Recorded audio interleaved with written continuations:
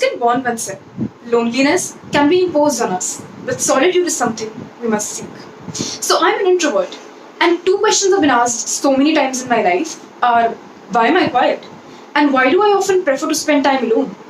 And whenever someone asked me one of these questions, it annoyed me to no end. But one fine day, I asked myself the same questions. Why am I quiet? Why do I often prefer to spend time alone? And suddenly, I saw these questions from a different perspective. I realized I needed to answer these questions.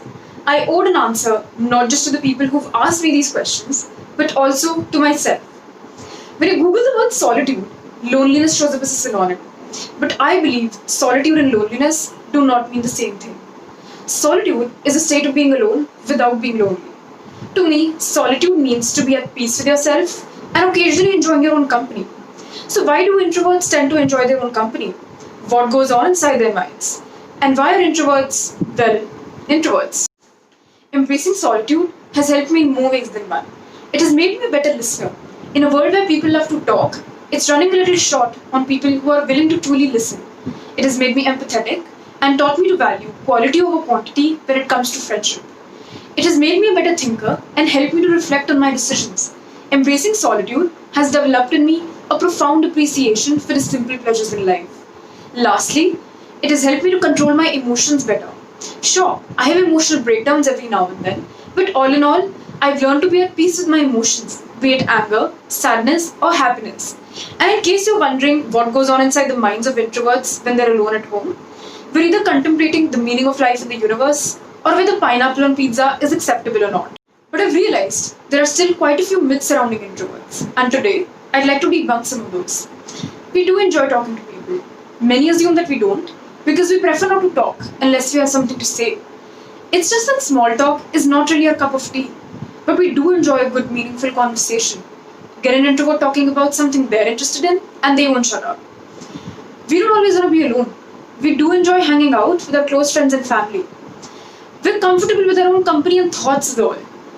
Sometimes being alone just helps an introvert to re-energize, just as an extrovert re-energizes by socializing. We do enjoy relaxing and having fun. We're not always as serious as we might seem.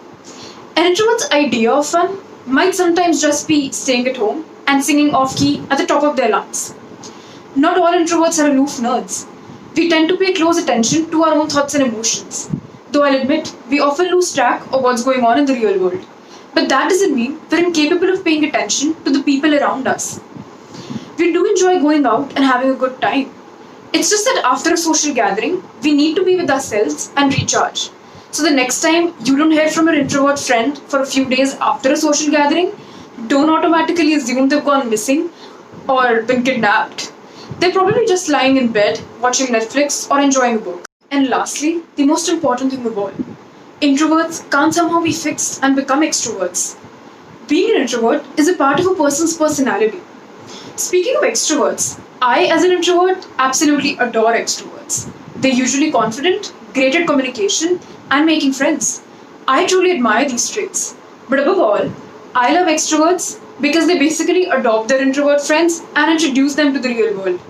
God knows what I would have done if I didn't have any extrovert friends.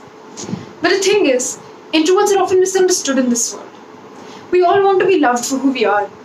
It doesn't matter whether you're an extrovert or an introvert. We all deserve to embrace ourselves for who we are. But that's only possible when we try and understand, accept, and respect one another.